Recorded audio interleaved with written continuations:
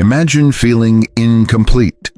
Picture an essential part of your body, once honored by sages, shamans, and alchemists, now ignored, silenced, and dismissed as a useless leftover from evolution.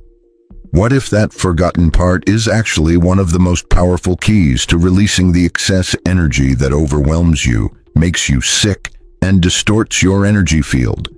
The coccyx, that tiny bone at the base of your spine, often joked about as a leftover from our animal past, is actually a sacred antenna, an energetic tail, a link between your energy and Mother Earth.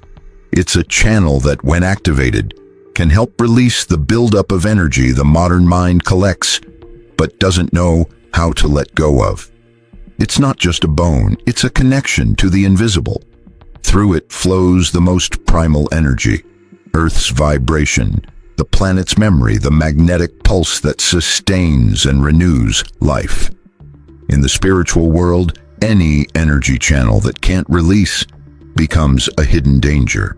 Like an electrical circuit that needs grounding to prevent overload, your energetic body needs balance. Without this connection, you're like lightning trapped in a bottle. Ever feel like you carry other people's emotions? Feel drained or foggy-headed? Or like something inside is about to blow? Maybe you don't need more meditation in your head. Maybe you need to focus lower, much lower.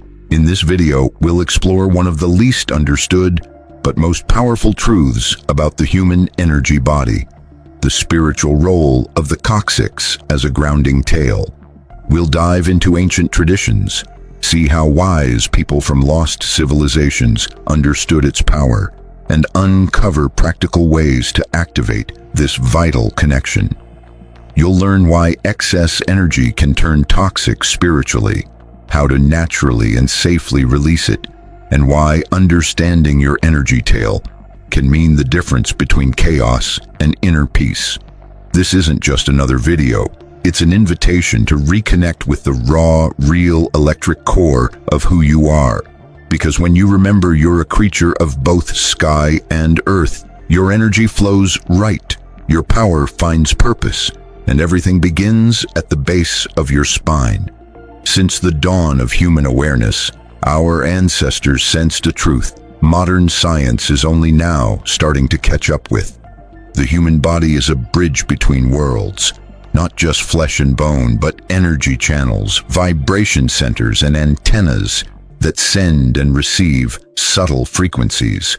In this sacred network, the coccyx, the little bone at the end of your spine, was once seen as a key connection point to Earth's life force. For example, in Andean shamanic traditions, they talked about the silver cord and the earth cord. The silver cord connects the soul to higher realms. The earth cord anchors the spirit to the material world. The earth cord surprisingly begins at the coccyx. In Tibet, yogis taught that Kundalini energy lies coiled at the spine's base, and only those who learn to release and direct this energy from its roots reach the highest states of enlightenment.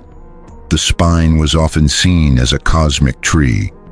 In Hindu tradition, the central energy channel called Sushumna rises from the Muladhara chakra at the spine's base, right where the coccyx sits. That spot isn't just physical, it's the gateway to deeper power waiting to be awakened. Even Christian mysticism hints at this ancient wisdom.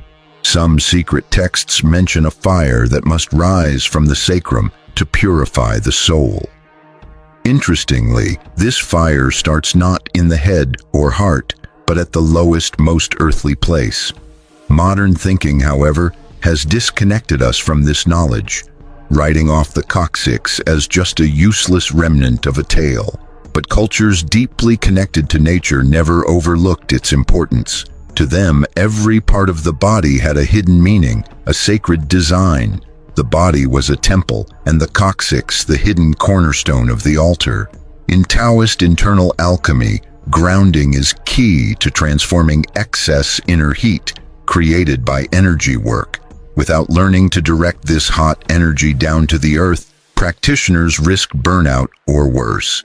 Here, The coccyx isn't just anatomy, it's a pressure valve, an energy route, a tool for spiritual survival. Across time and cultures, the same message echoes. To rise, you must first know how to descend. To fly high, you have to root deep.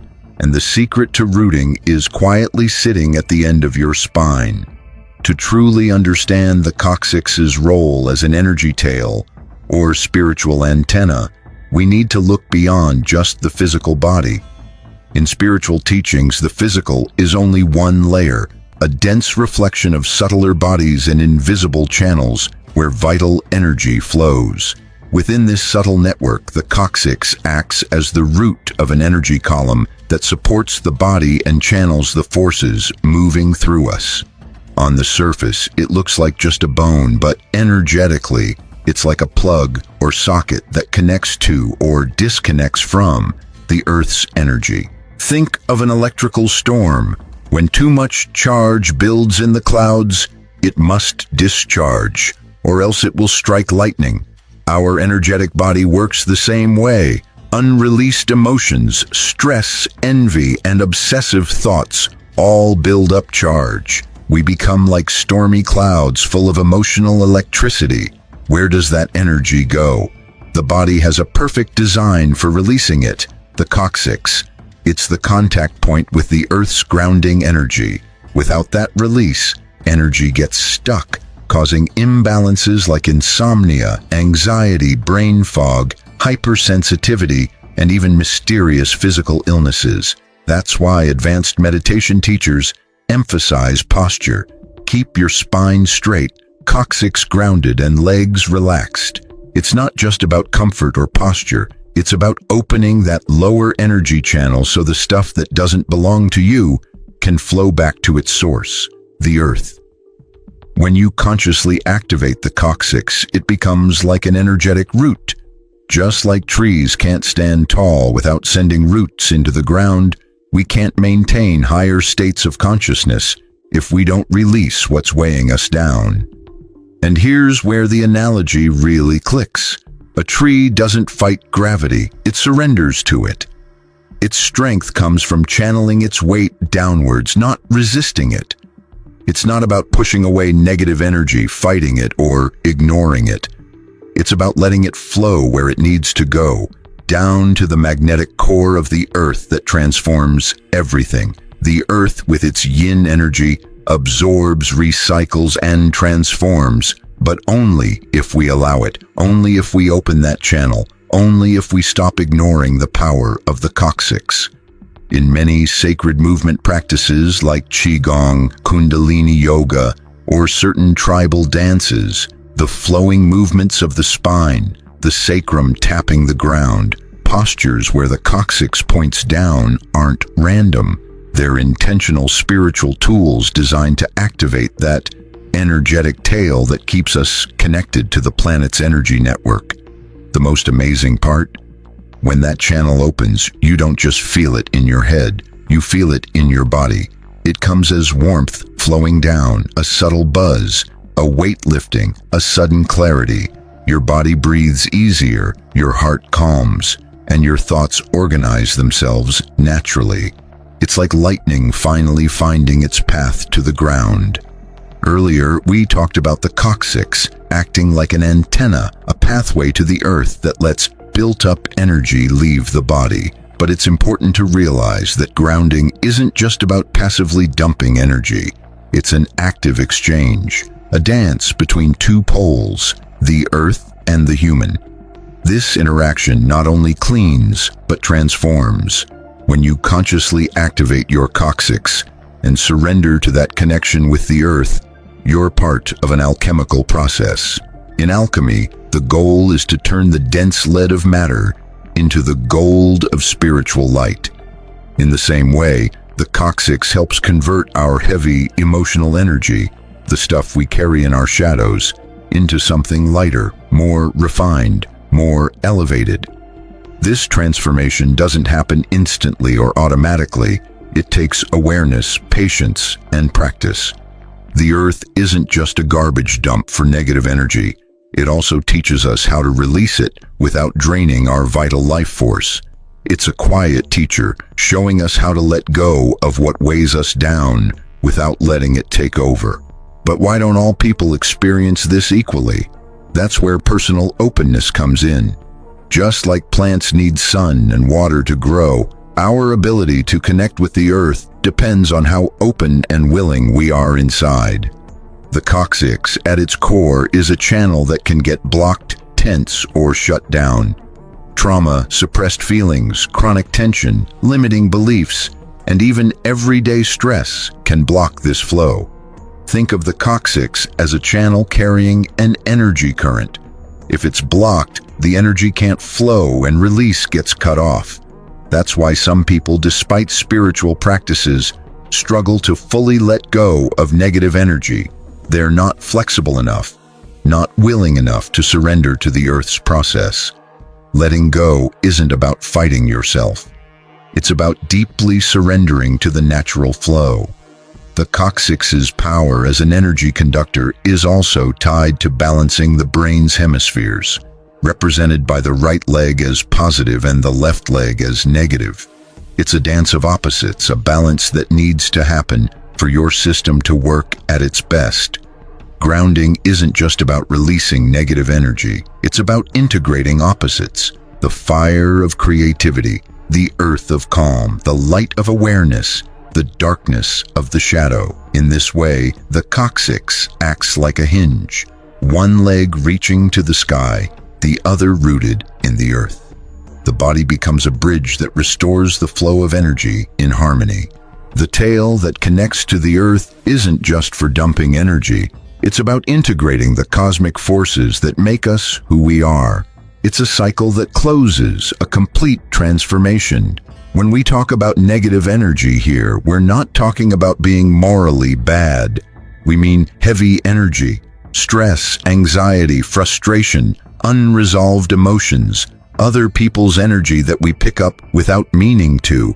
And when it builds up, it becomes toxic. Like with lightning, if energy doesn't get released, the system overloads, and what should be a flow turns into a threat. The key is learning to consciously open that channel. Through movement, deep breathing, and certain meditation postures, you can activate your coccyx and release trapped energy. But you also have to be ready to face what comes up, because letting go isn't always easy or comfortable. Often what we release is what we've buried deepest: fear, pain, guilt. Just knowing the coccyx is an energetic tail, a sacred antenna connecting us to the earth, isn't enough. Knowledge without practice is like a seed without fertile soil. We have to bring this truth into the body, into movement, into everyday life. So the question is, how do we do that in a world that constantly pulls us toward the mind and away from the body? The first step is simple but powerful. Pay attention to your base. In a culture that worships the mind and thinking, focusing your awareness on the lowest part of your spine is almost an act of spiritual rebellion. Do this every day. Sit with your spine straight but relaxed, and bring your attention to the coccyx. Don't think of it as just a bone, but as an energetic root that reaches down toward the planet's core. Imagine it extending like a tail of deep, dark magnetic light, piercing into the earth and opening a channel where everything you no longer need starts to flow down. Tension, heavy emotions, racing thoughts. Feel how gravity, instead of crushing you, becomes your ally, the mother who receives what you can't hold anymore. Here's the second tip. Walk barefoot whenever you can, especially on earth, grass, or sand. This isn't just a wellness trend, it's a sacred practice. Our feet are extensions of that lower energy channel. Walking barefoot stimulates energy points that reactivate your grounding connection. It completes the circuit. Third, dance. But not just for fun. Move your hips, your pelvis. Let your sacrum breathe. Don't dance to impress anyone. Dance to release. Dance like the ancients did. Like indigenous peoples who understood movement wasn't entertainment, but a form of prayer or invocation. By shaking your lower spine, you loosen the blockages stopping your energy from flowing to the earth. It's a powerful way to open that channel. Fourth, when you're emotionally overwhelmed or mentally exhausted, don't try to push your consciousness higher. Go down instead. Sit on the floor, not a chair, with your body touching the ground. Close your eyes, breathe into your coccyx, and picture a spiral flowing down from there, carrying all that heavy stuff into the Earth's core. You don't have to solve anything mentally. Just let the Earth absorb it. That's its gift. Fifth and final, honor your tale. Change the story you tell yourself about it. Stop seeing it as a useless bone. Talk to it. Set an intention. In some Taoist traditions, the sacrum is gently tapped or vibrated to wake it up. You can do the same consciously, like saying, "Remember why you're here. Help me let go." These aren't empty techniques. They're modern rituals that reactivate an ancient spiritual technology. Because spirituality isn't just about the invisible or the ethereal. It's also in what's dense, what we stand on, what we feel deep in our bodies. When you learn to release energy from your base, everything else feels lighter. In a world obsessed with rising higher, maybe the most radical thing you can do is learn how to descend. Throughout this journey, we've uncovered a truth rarely found in anatomy books or typical spiritual talks. The coccyx, the small bone at the bottom of your spine, is not just an evolutionary leftover. It's an energetic tale, a forgotten root, an outlet for the storms we carry inside. And it's no accident that this part of the body has been pushed aside. The systems that educate, shape, and control us want us disconnected, to think, calculate, and stay trapped in our heads. But the coccyx reminds us of something essential. We are also earth. Our spirit doesn't just float. It springs from the deepest place within us. Everything that doesn't come down gets stuck. That's why so many people live weighed down by emotions, tension, and repetitive thoughts, trying to rise without roots, seeking light without making peace with their darkness. Without grounding, spirituality becomes fragile, shallow, and unsustainable. There's no true rising without first descending. The secret you've discovered today is simple, but powerful. Energy isn't cleared by fighting it. It's freed by channeling it, and that channel starts below you, at your base, at your tail. The coccyx offers a door, an outlet for excess energy, an anchor for your soul, a space where heavy stuff turns light, where what weighs you down finds its place. Rooting yourself doesn't make you less spiritual. On the contrary, the deeper your connection to the earth, the higher you can rise without breaking, because your energy flows, because you're not fighting your shadows, and because you're not afraid of what lies beneath. So here's my invitation, more than advice. Listen to your body. Lower your gaze to what you tend to ignore. Ask yourself what might happen if you honored your root as much as your crown. What if the key to balance lies right there at the end of your spine? What if connecting to the earth is the missing step to unlocking your full potential? Remember, the earth doesn't just receive, it teaches, transforms, and guides.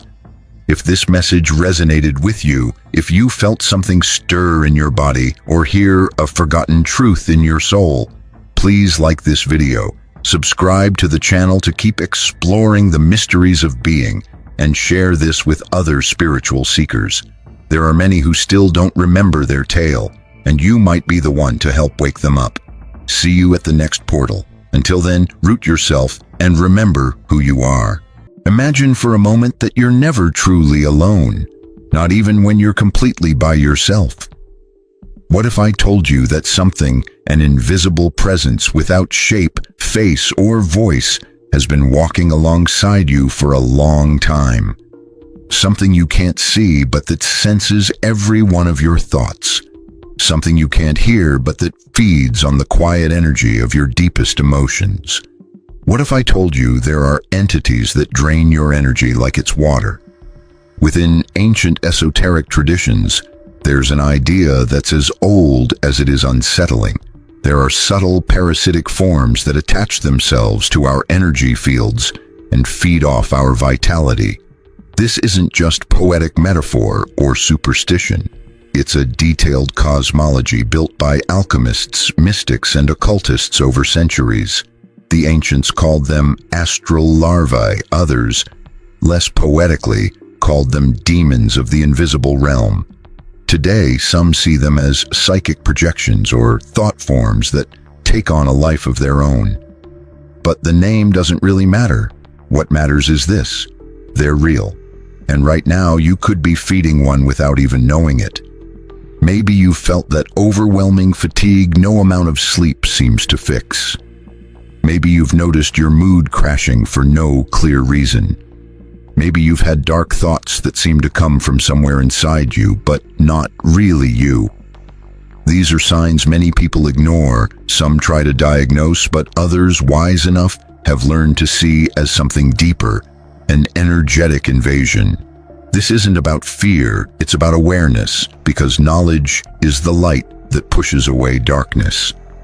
Let's dive into what these energy parasites are, how they operate, how they show up, and most importantly, how you can free yourself from their grip.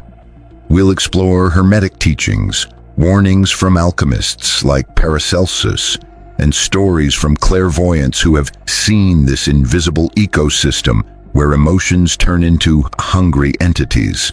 Get ready for a journey that's deep, eye-opening, and sometimes unsettling, because sometimes reclaiming your light means facing what's been stealing it from you. Long before modern science tried explaining human behavior with brain chemicals and diagnoses, ancient sages were already warning about an invisible invasion. They didn't need to see with their eyes to sense entities working on subtle planes. They felt it, intuited it, and above all, they observed.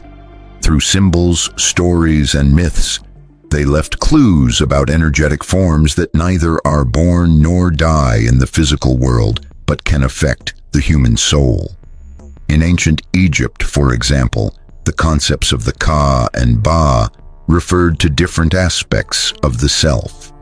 The Ka was like an energy double, vulnerable to outside influence. They believed that if the Ka weakened, the body would fall ill and the spirit lose its way. This wasn't just about energy loss. It was seen as an invasion by invisible forces attaching to the human energy field. The Gnostics talked about archons, astral beings manipulating human thoughts and emotions to feed on suffering. These weren't just symbolic ideas, they were real to those with inner vision, known as gnosis. Their texts warned that without inner vigilance, the soul could become prey to these beings. Self-awareness was the only protection.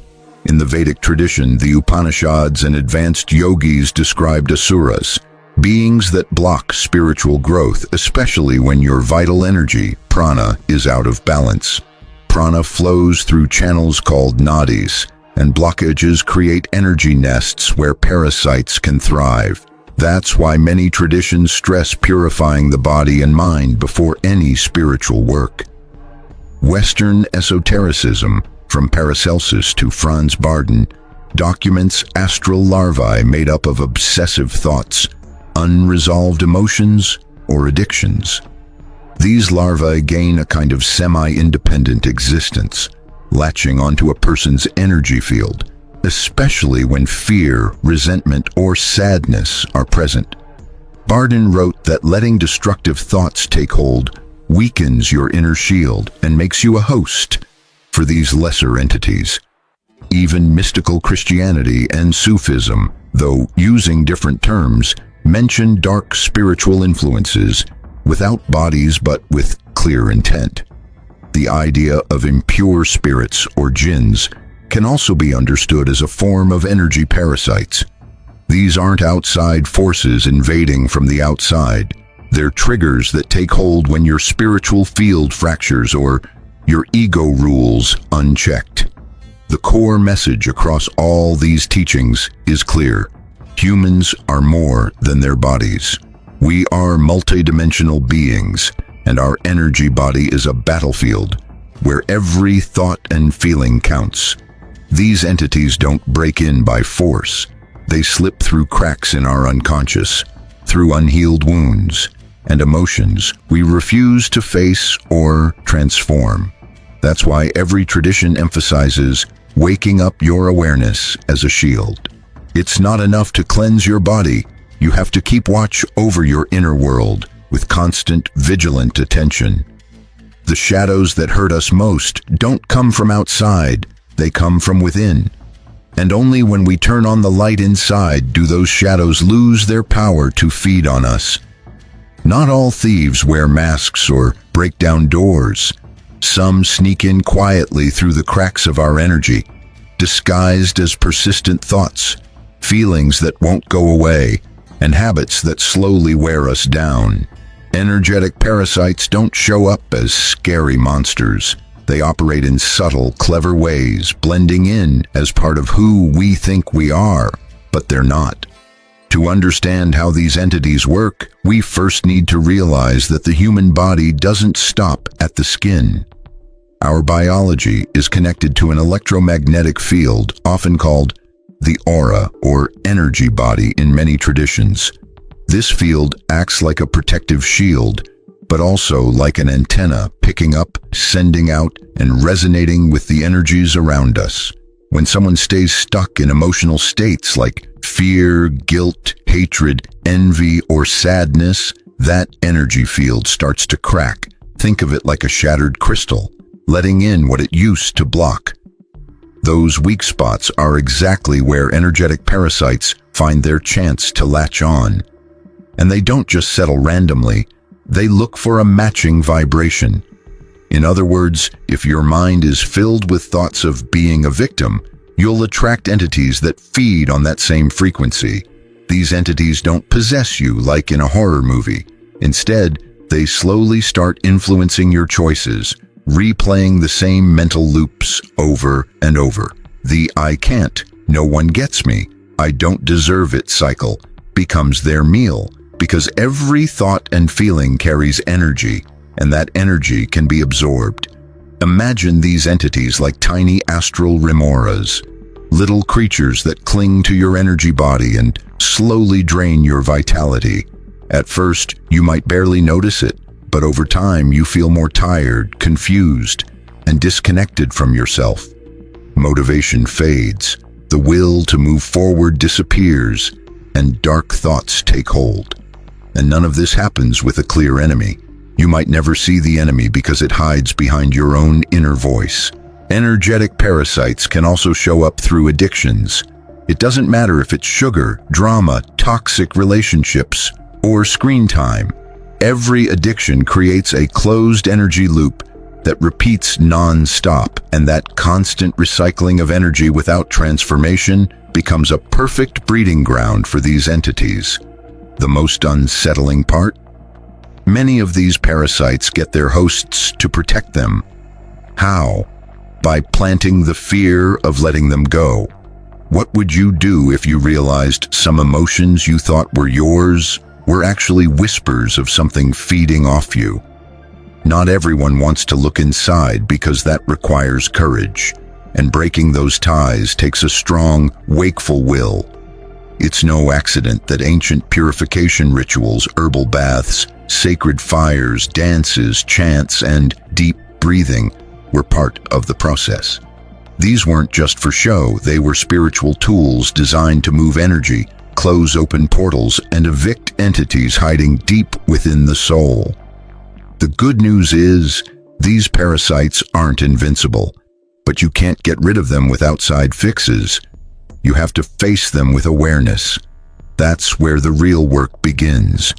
Deeply recognizing your own patterns and choosing to live with clarity instead of autopilot. Because only someone who knows their shadow can shine light on it from the core of their being. Energetic parasites don't just feed on our vitality. They act as gateways to parallel realities filled with density. In those realms, consciousness is foggy, willpower is weak and the soul feels broken. To grasp this, we need to look beyond the physical and understand that the vibrations we send out not only attract but also tune us into certain dimensions of existence. Every strong, ongoing emotion, if left unresolved, becomes a key that opens doors. Hatred, for example, doesn't just pollute your energy body. It shifts your frequency toward worlds where conflict, resentment, and pain are everyday reality. When a person's vibration stays locked in those lower frequencies, they become vulnerable to outside influences, not visible to the naked eye, but clear to the soul. Ancient sages didn't see these influences as myths or metaphors. They knew them to be as real as the sun or the earth. Across cultures like the Toltec, Egyptian, and Hindu, there's recognition of entities roaming human energy fields, waiting for a crack, a void, or emotional neglect to exploit. These beings are described as hungry, wandering, or clingy. They don't have a fixed form but have a constant craving for vibrational nourishment. Here's a disturbing detail. These parasites can latch onto our emotional memories. When someone goes through trauma, abandonment, abuse, loss, humiliation, and doesn't heal it, an echo remains, an unresolved frequency that can anchor these beings. Over time, that emotion doesn't just stick around, it gets artificially amplified. And the person, without realizing it, keeps reliving the same story of pain, rejection, or lack again and again. That loop is partly fueled by these invisible presences, but there's something deeper here: unconscious consent. It's not enough to simply experience an energetic attack for parasitism to happen. The real permission comes from us, when we keep certain mental habits and hold on to unresolved emotional wounds. Just like a lock is useless without a key, a parasite can't attach itself without a frequency inviting it. At this point, it's worth asking ourselves, what inner alliances are we holding on to? What thoughts do we quietly feed every day? What feelings do we protect as if they're part of who we are, when really they're just open wounds? The answers don't just reveal our current energy state, they show the invisible ties that bind us. Some people, when starting deep healing or meditation, feel strange resistance, body sensations, thoughts that don't seem theirs, even physical interruptions when trying to connect inward. These aren't always just mental blocks. Sometimes these entities try to avoid being pushed out, because they know that when we raise our frequency, breathe deeply, and choose forgiveness and gratitude, we weaken their hold, and they know it well. That's why many ancient rituals focused not only on cutting ties with people or memories, but also with entities that had been lodged in the energy body for years, even generations, because parasitism can be passed down, especially when there's unresolved karma or family patterns stuck in cycles of pain. The path to freedom starts with awareness. By recognizing and naming these dynamics, we begin reclaiming the power we once gave away. Then the alchemical shift happens. We go from being prey to becoming guardians of our own energy. It's like turning on the light in a forgotten room. Parasites have no choice but to vanish in the glow of awakened consciousness. Living without being drained by energetic parasites isn't a luxury. It's essential for any soul aiming to grow in awareness and authenticity. But this protection doesn't come from talismans or secret knowledge outside of you. It comes from your presence, your intention, and your daily spiritual practice. Next, we'll share powerful practices you can add to your routine to shield your energy and clear your field of harmful influences. First, the power of conscious silence. One of the biggest mistakes today is constant noise. We surround ourselves with information, distractions, and meaningless chatter. Yet silence is an ancient healing tool. Spend 10 minutes every day alone in total silence. No music, no guided meditations, no expectations. This lets your energy field reset naturally. In that silence, your soul finds its voice, and parasites lose power because they can't manipulate a space without distractions. Second, deep breathing and connecting with your belly. Shallow breathing shows disconnection. Energetic parasites thrive when you're distracted, rushed, or disconnected from your body. Breathe deeply, filling your abdomen with air. Do this several times daily. Place one hand on your navel, the other on your heart, and feel the connection between these two centers. This simple act reconnects you with your vital energy and cuts the cords that drain you. Third, examine your emotional connections. Some people act like energy drains, not necessarily out of ill will, but because they themselves are infected.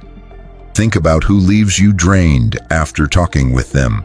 What situations keep repeating without resolution? Cutting or transforming these ties isn't selfish, it's wisdom. If you can't physically distance yourself, protect yourself energetically through daily visualizations, where you wrap yourself in light and send back to others their own energy without carrying what's not yours. Fourth, cleansing baths with natural elements. Water is a natural purifier. Take a bath at least once a week with sea salt, rosemary, or lavender. Imagine all stagnant energy releasing from your body and flowing down the drain. This simple ritual comes from ancient purification practices and strengthens your subtle energy field. Fifth, watch your inner dialogue. Your mind can be your biggest parasite if you don't pay attention.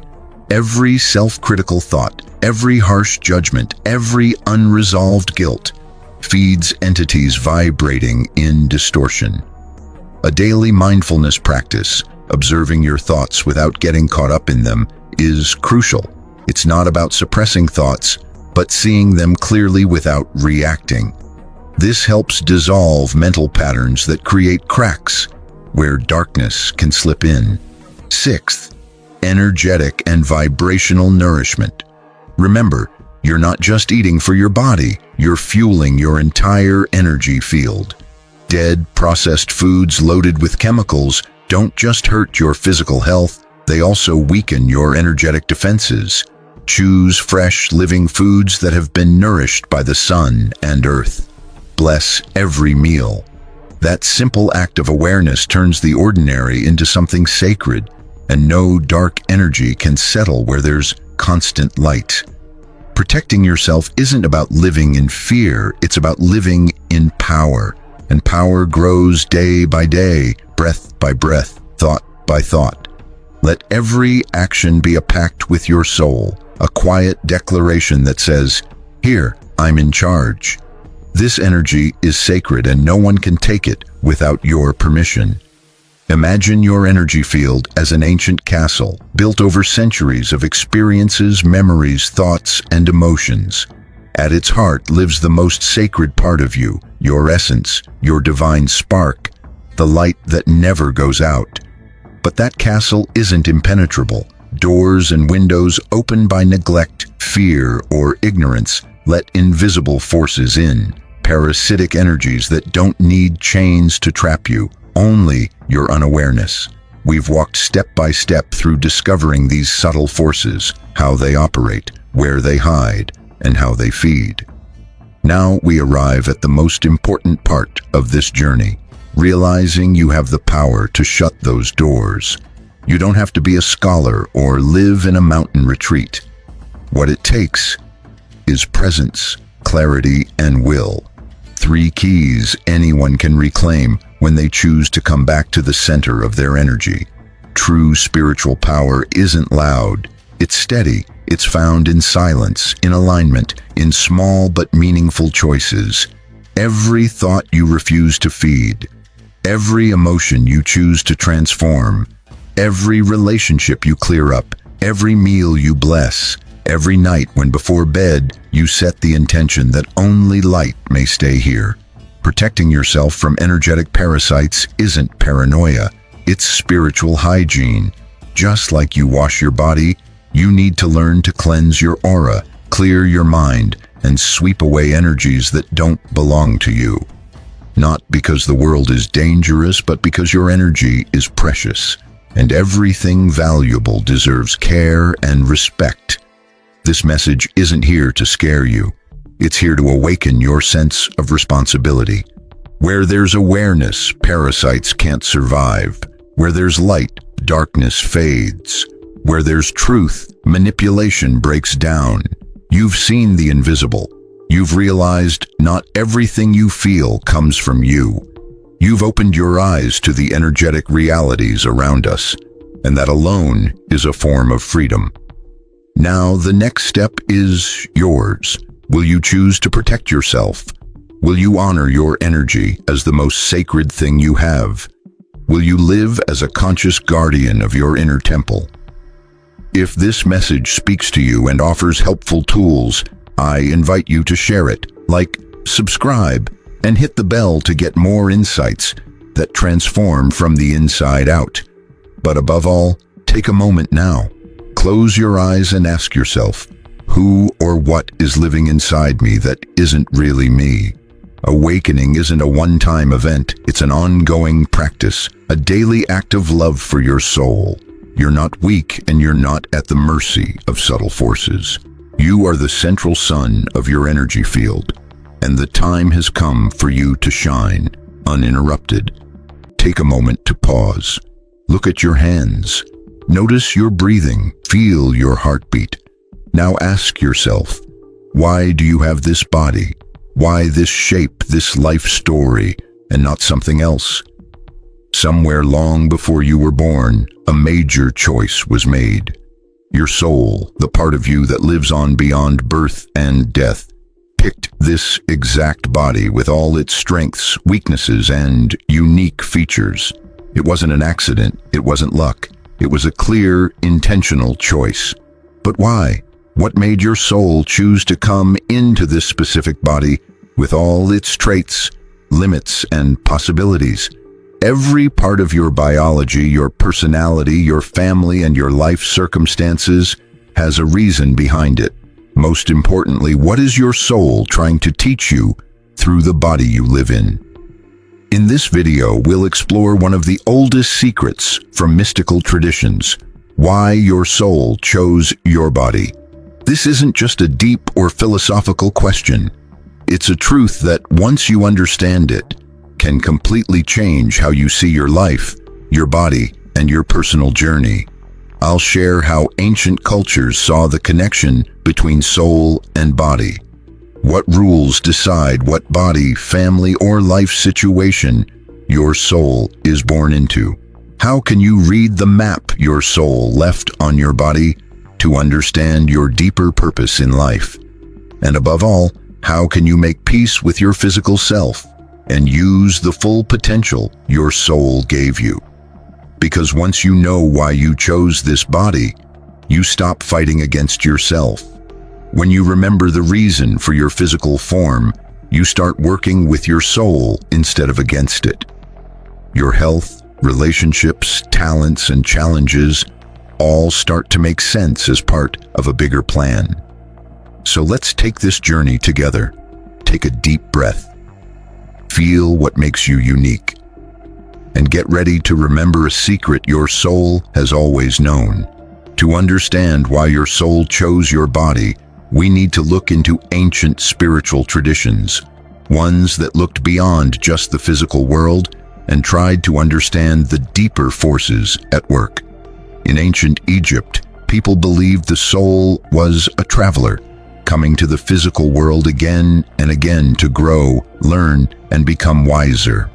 According to old Hermetic writings, before coming to Earth, the soul would see its past lives, its unfinished lessons, and its hidden gifts. The soul would then choose its next body, not as a punishment, but as the best tool to help it move forward. Similarly, in Hinduism and Buddhism, the ideas of karma and dharma explain that each life is a result of past actions and future goals. The soul picks the situation, including the body, that helps it balance old karma, fulfill its purpose, and wake up spiritually. Ancient Taoists in China had a similar view, but in their own way. For them, the spirit came into the world to experience balance between opposites, yin and yang. Before being born, the spirit would pick a body whose energy matched the lessons it needed to learn. That body would have certain strengths and weaknesses, physically, emotionally, and mentally.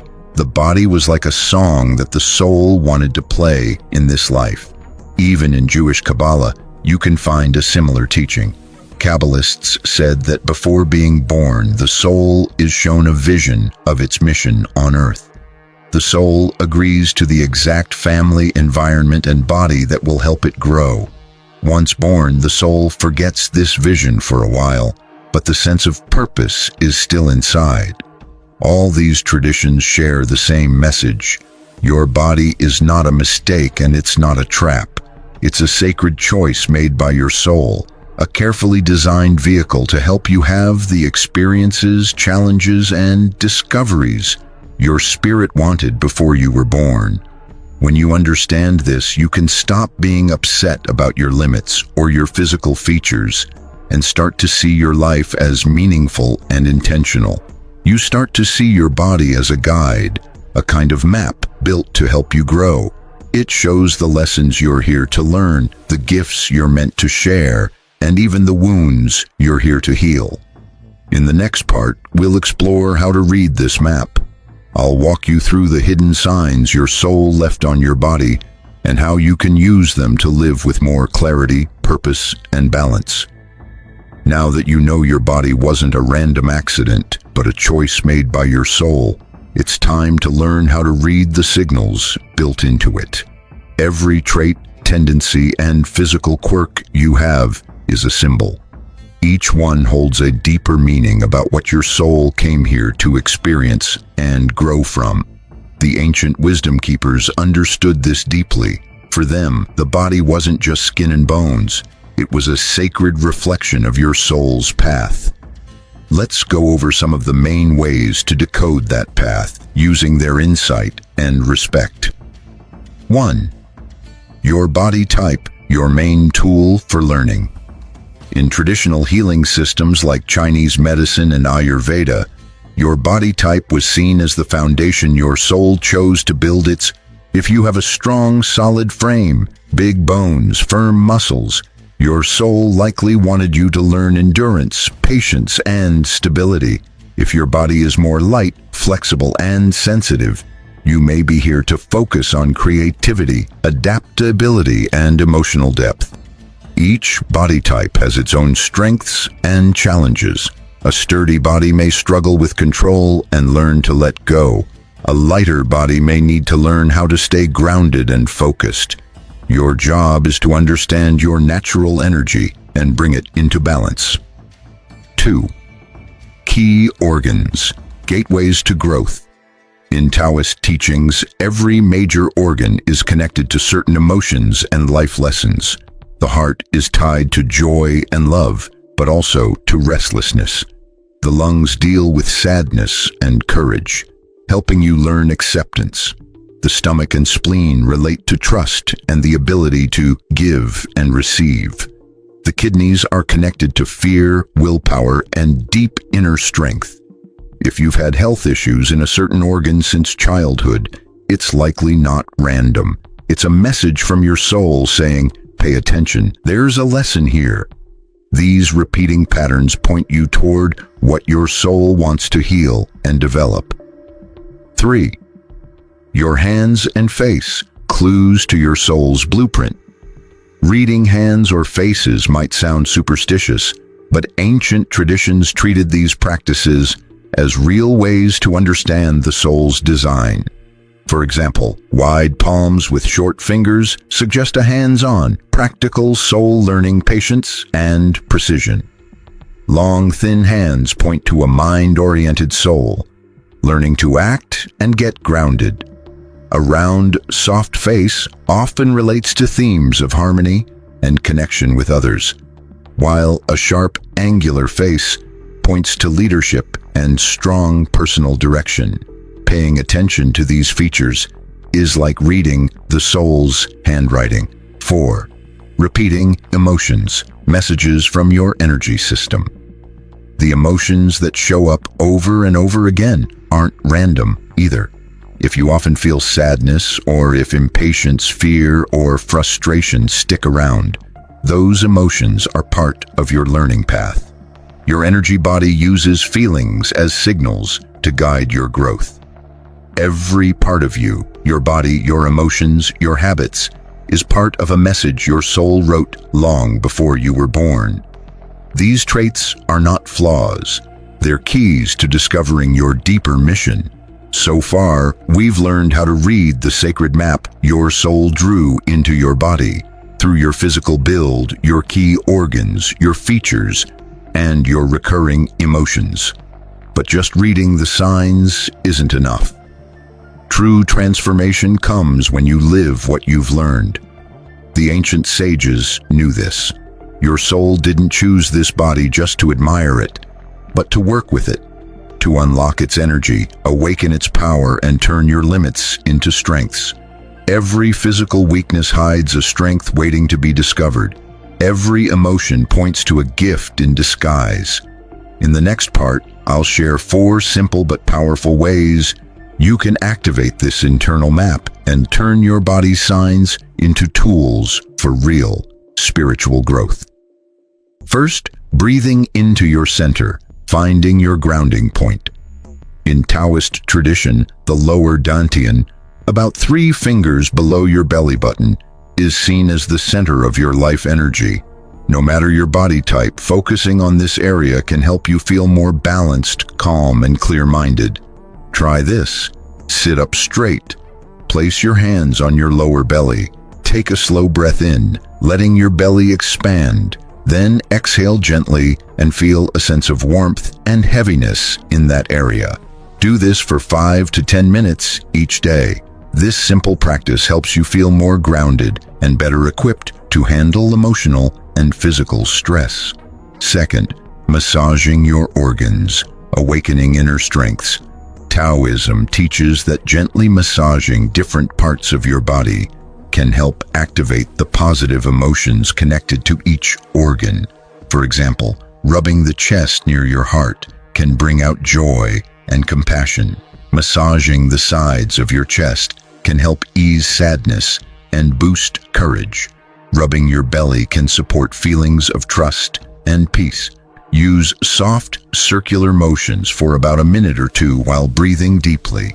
Imagine warm, comforting light filling each area. This helps release old emotional baggage, balances your energy, and supports your personal growth. Third, being kind to your emotions. When you notice a strong emotion like fear, frustration, or sadness, don't push it away. Instead, look at it with kindness and curiosity. Ask yourself, what strength might be hiding underneath? Fear can point to hidden courage. Frustration might mean you're learning to trust the timing of life. Sadness might be asking you to let go and be grateful. When an emotion shows up, place your hand on your belly. Take a few deep breaths and thank the emotion for the lesson it's teaching. This turns emotional pain into fuel for growth. Fourth, bringing out your natural gifts. Your body holds clues about your unique talents. If you're good with your hands, if your voice has power, or your eyes seem to see deeply, these may be part of your purpose. Take real steps to use and grow these gifts. If you have strong, capable hands, try art, qigong, or healing practices. If your voice is strong, explore teaching, singing, or public speaking. If you're physically agile, get into dance, mindful movement, or energy work. Using your gifts strengthens your energy and helps align you with your life's purpose. Your body is a sacred tool. Your body isn't just here to survive or look a certain way. It's here to help your soul grow, connect, and create. When you practice these steps, your body becomes more than just a physical shell. It becomes a living temple that supports your spiritual journey. Spiritual traditions often teach that your body isn't a burden or a trap. It's the exact tool your soul chose to help you move through life and fulfill your purpose. Now that you've started to tune into your inner world, it's important to build habits that keep that connection strong. Real transformation doesn't come from a sudden miracle. It comes from showing up each day with small, meaningful actions. Here are 5 simple but powerful practices to keep your body and soul connected. 1. Quietly listening to your body. At the start or end of your day, take a few minutes to sit quietly with your eyes closed. Bring your attention to different parts of your body, your feet, legs, belly, chest, hands, and face. Gently ask, "What do you want to tell me today?" Just listen without judging or trying to explain. Notice what you feel. Thank your body for its messages. This helps you become more aware. Release tension and build a deeper connection between your body and your inner self. 2. Dantian breathing. Throughout the day, don't save mindful breathing just for meditation. During your day, whether you're walking, working, or talking to someone, take a moment to focus on your lower belly and breathe into that space. Feel yourself become more grounded, calm, and refreshed. This keeps your inner energy strong, helps you manage emotions, and prevents your mind from becoming scattered. 3. Eat and move in a way that matches your body.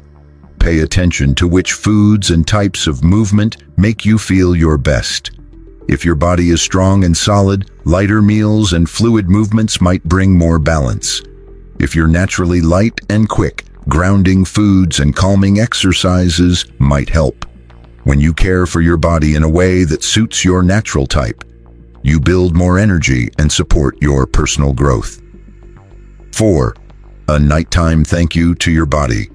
Before going to sleep, mentally go through each part of your body and thank it for what it did today. Thank you, feet, for carrying me. Thank you, hands, for creating. Thank you, heart, for beating all day.